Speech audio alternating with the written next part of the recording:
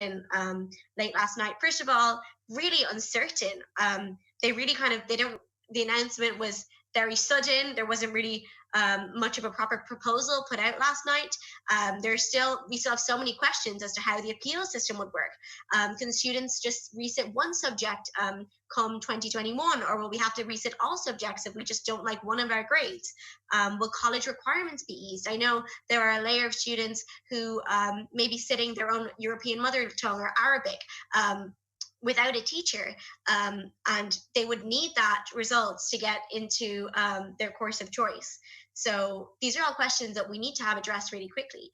But mainly, I think I was really angered because the predicted grade system is inherently very unfair, which is not something we can overlook. We should definitely celebrate our victory, but we still should recognize the injustices that come along with a predicted grade system.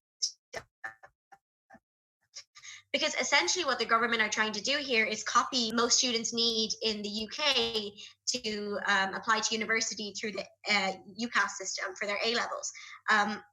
Which is ridiculous because the Leaving Cert is much more of a regurgitation-based exam than the A levels in the UK. And not to say that the A levels in the UK are perfect by any means, and even there, only 16% of students' predicted grades are actually accurate to what they receive in their actual exams. And I think we got a statement from a school student earlier today, really emphasizing how the predicted grade system is really unfair. So this is from Shauna from Cork. She said that she failed 2 subjects in her mock exams or her pre's, which will be the grades counted. She didn't study at all because she was waiting for the Leaving Cert.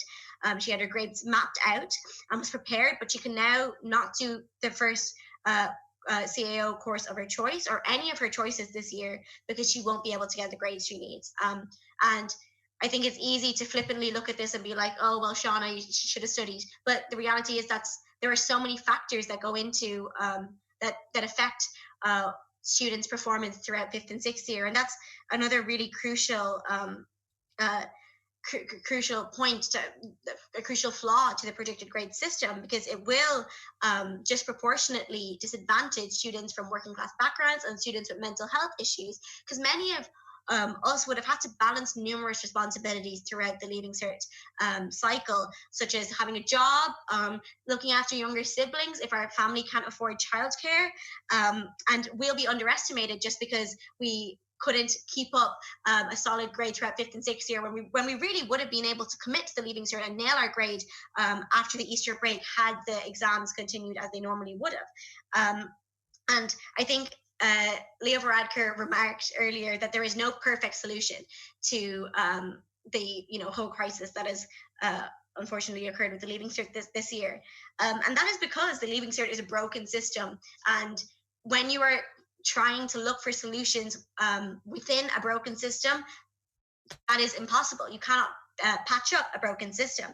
And as associate students, we do feel like there is a near perfect alternative that would not discriminate against students, and that is mass funding in 3rd level and further education institutions to ensure that every student gets their 1st, 2nd, or 3rd CAO choice, and to issue every student with a certificate so that that recognizes that they completed their secondary education, so that they can progress to work if that is their pathway of choice. And many of you may not think that that's realistic, but it really is, because Ireland has one of the lowest spending rates on education in the EU as a percentage of our GDP. So there's definitely room to invest more into education. We have one of the ration taxes. We should, instead of mollycoddling the super rich and multinational corporations, they should be taxing them properly to invest in public services that are really, really crucial to the running of society. And we have been able to see massive changes as soon as the COVID-19 pandemic kind of really sparked. We were able to transform into a one-tier health system almost overnight.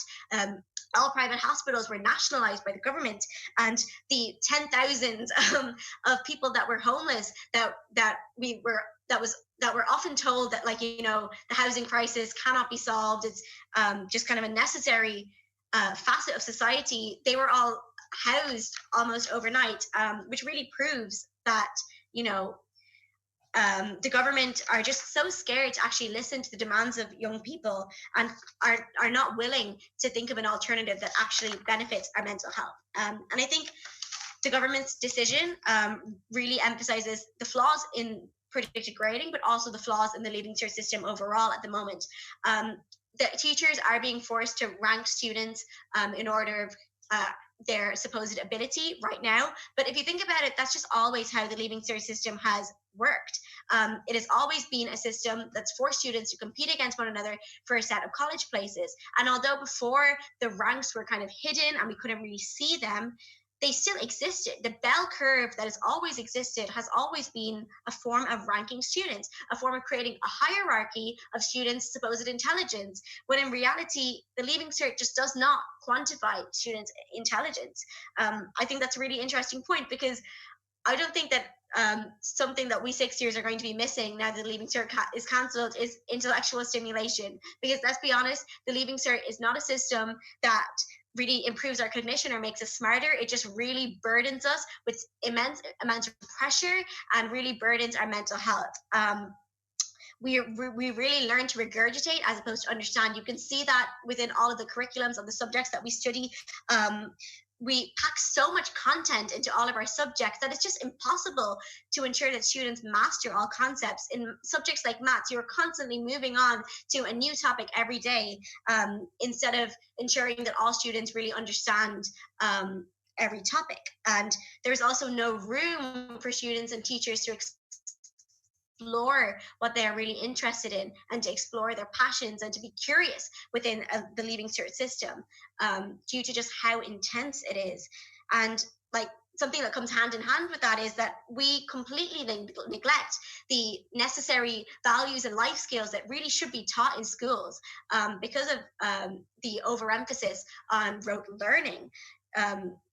In 2018, Solidarity and People Before Profit put forward the Sex Ed Bill to the Dáil, which would have guaranteed comprehensive and compulsory sex education for all schools, regardless of their faith, and would have been inclusive to students that are always underrepresented in our SPHE curriculums right now, LGBTQ plus students and disabled students, for example.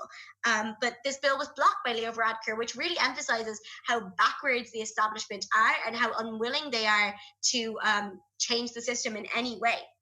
And I think under a socialist alternative, education would be much more democratic, and the education system would be collectively organized by teachers, students, and communities to ensure that all curriculums, represent the values that we should be teaching young people, and that young people need to know, to foster good contributors to society. And I think if we'd like to learn more about that, you should definitely join in on our Socialist Students discussions. Join Socialist Students. There should be a Google form in the comments or in the description to do so. We're having a discussion on socialism and education sometime next week. We as Socialist Students, we're just a group of young people who are really trying to build a movement to fight against the various inequalities and oppressions that just come hand in hand with capitalism. This could include the climate crisis, which has been a really, really topical issue over the past couple of years, crises in housing and healthcare, our mental health, or LGBTQ plus oppression, and of course, recently the education system. So thank you very much, Sadie. Thank you all for listening, and please sign up to join our discussions. We do have power to make change to the system.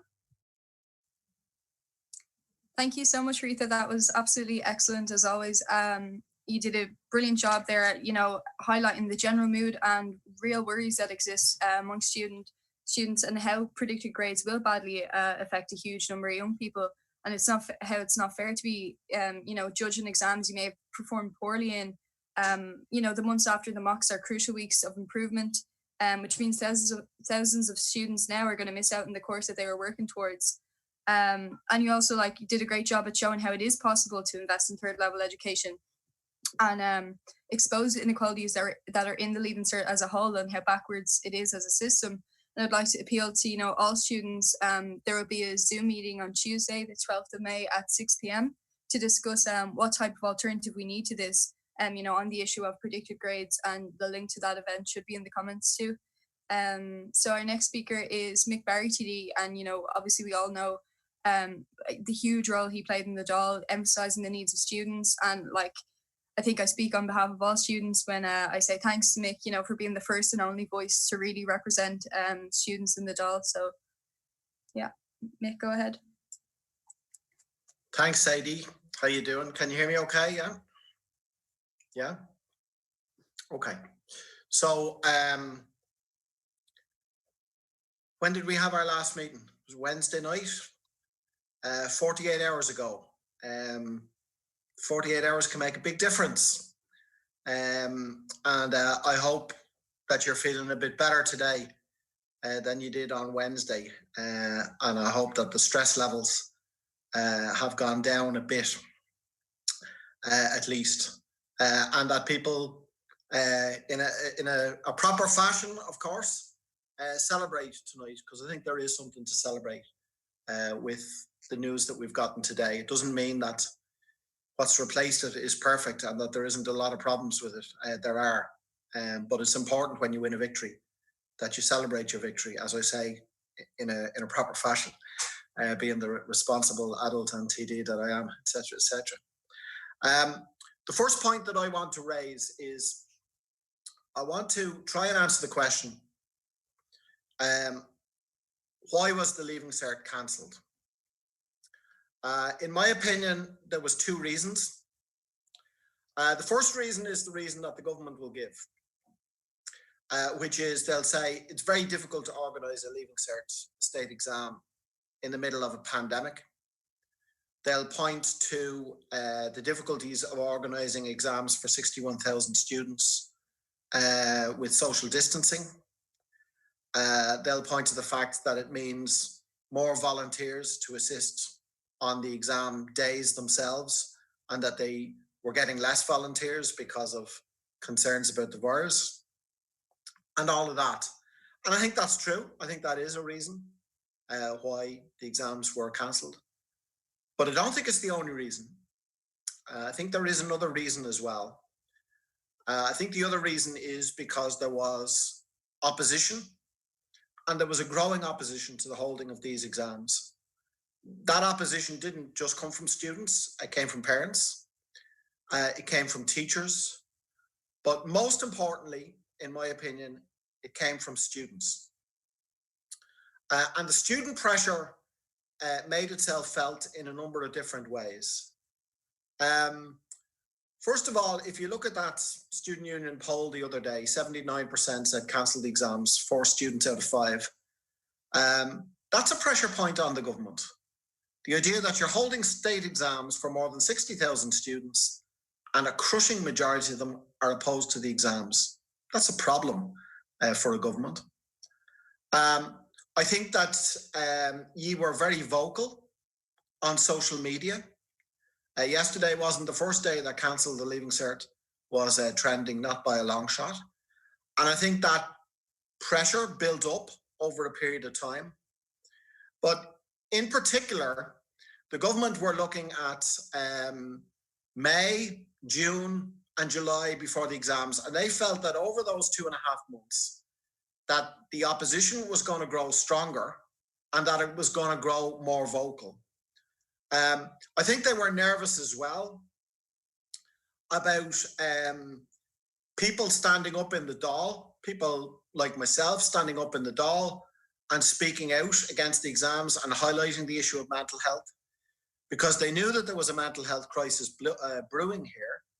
And I think they felt that if voices like mine were heard, that there would be more and more support for that and less support for them. And I think they were concerned about that as well. And on that basis, they caved, right? And they caved under your pressure more than anything else. And the other day, examples were given of people power, of how ordinary people joined together to fight for their rights and change things in recent years.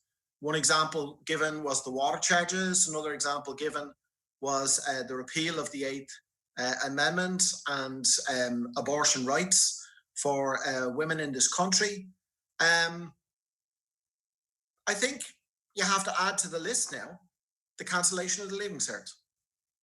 You know, it's probably more important for you than the question of the water charges. I'm not sure in the greater scheme of things whether it's greater, but it has to be added to the list as an example of people power.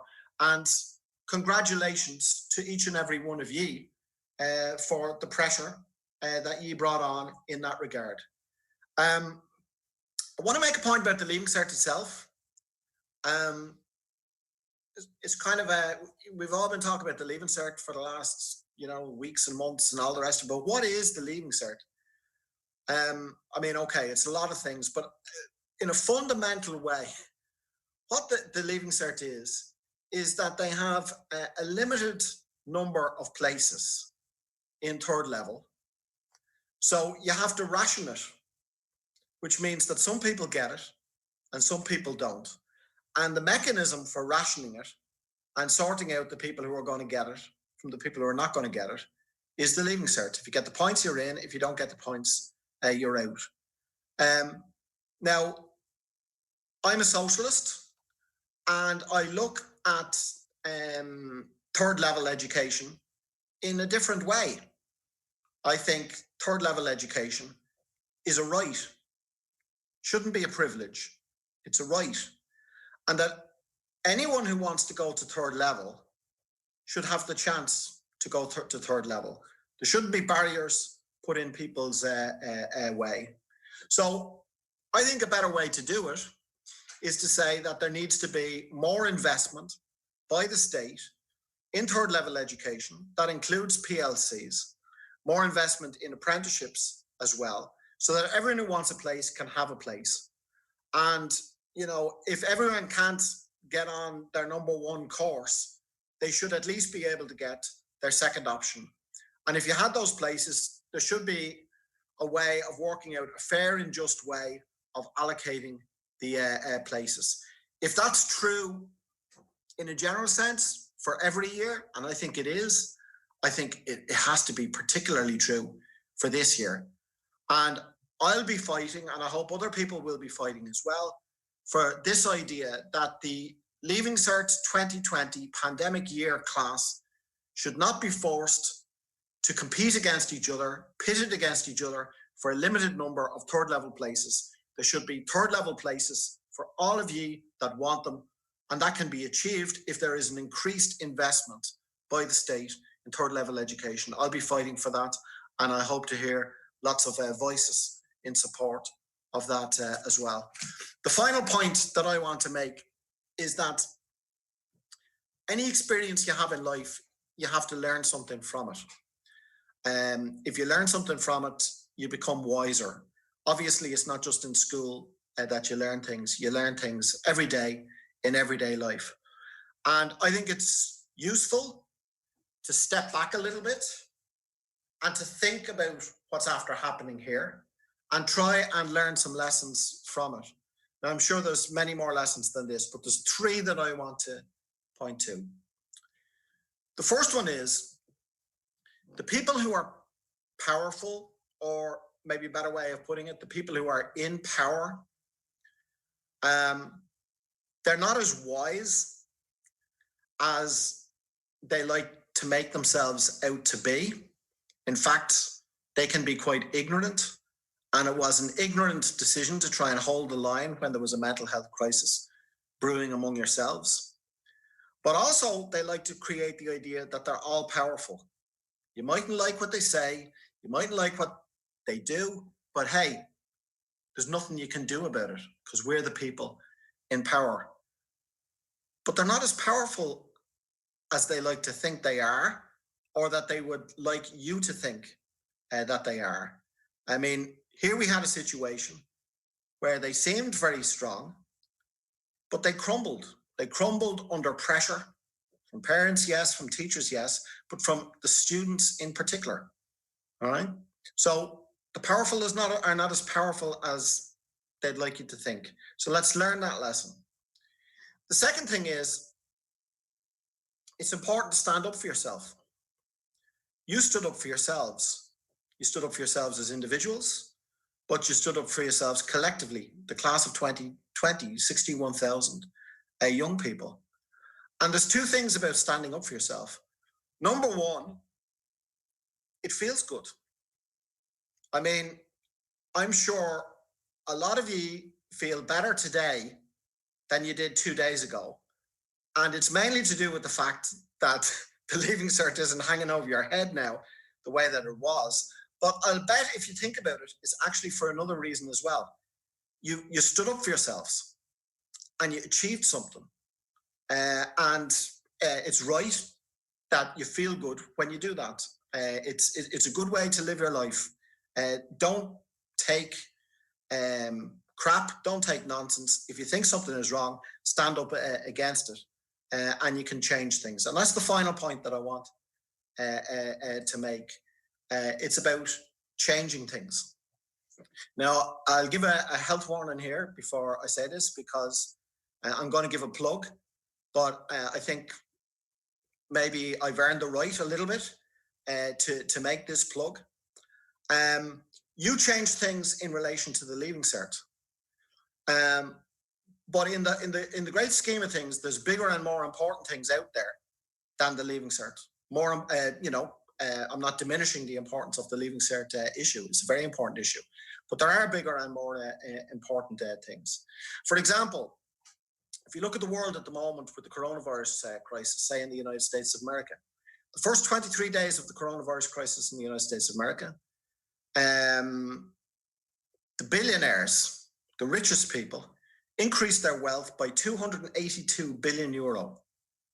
At the same time that now, more than 33 million ordinary American workers have lost their jobs in the midst of the pandemic. So we live in an extremely unequal world of extreme wealth on the one hand, and a not fair system with real problems for ordinary people. A lot of those billionaires would be owners and controllers of big corporations. A lot of those corporations would be the big corporations that are polluting the planet for profit, who are driving the climate crisis that is such a threat to our futures, particularly to your futures. We live in a society with homelessness, with racism, with sexism, and homophobia. And I said earlier on that I'm a socialist. And what that means is I try and change the system which causes those things, which puts the profits of a very few people above the needs of the vast majority of people in society. In other words, the system of capitalism. And this may not be for all of you. It may not be for a majority of you, but I hope that it is for some of you. I would encourage you to take an interest in those ideas. You know, my personality plus those ideas, right, have made me what I am, and the kind of person who stood up on the Dáil and took on Joe McHugh 10 days ago, or whatever it is. And I would encourage you to check out Socialist Ideas, the Socialist Party, and the Socialist Student Group that Sadie is involved in, that Harita is involved in, and which does such important work, and which was such an important assist for me in my work in this campaign. I think the idea was raised earlier on, a meeting again next week. I don't know, was Tuesday mentioned, for a discussion about, you know, what's replacing the Leaving Cert, and a discussion about the predictive grades and what can be done around some of those issues. I think that's a good idea. I would encourage people to attend that meeting. And I would say in the meantime, do a bit of study, yes. Take a bit of a break as well, and celebrate in a proper way, because you deserve it. Congratulations on your victory. I'll leave it at that. Thank you very, very much, Mick. That really reflected how it was the anger and frustration of students that brought the change that caused the government to give in. And I think that's something, you know, as students, we should take with us everywhere. And you emphasise how third level education is a right and should not be commodified, and it should be funded to make it accessible for all. You know, the competition for in courses should come to an end, and students need to discuss these issues and also question it. your Leaving Cert results do not measure your intelligence or ability. And I want to obviously congratulate all students for this victory, and thank everyone for watching. If you do want to get involved, or if you're interested in socialist ideas and want to discuss more, there'll be a sign-up sheet in the comments. So thanks, everyone. Well done.